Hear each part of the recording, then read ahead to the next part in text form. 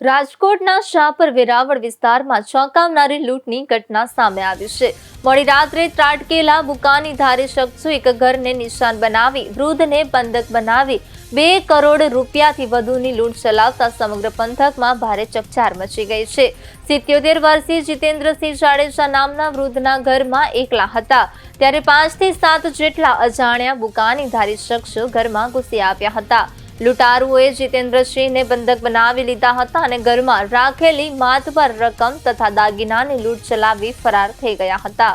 પ્રાથમિક વિગતો અનુસાર લૂંટારાઓ ઘરમાંથી 2.47 કરોડ રૂપિયા રોકડા અને આશરે 5 થી 7 તોલા સોનાના દાગીના ઉઠાવી ગયા છે। નોંધનીય છે કે ભોગ બનનાર જાડેજા પરિવાર ખેતી, પેટ્રોલ પંપ તેમજ પ્લોટિંગના મોટા વ્યવસાય સાથે સંકળાયેલો છે, જેથી ઘરમાં આટલી મોટી રકમ રાખવામાં આવી હોવાનું મનાય છે।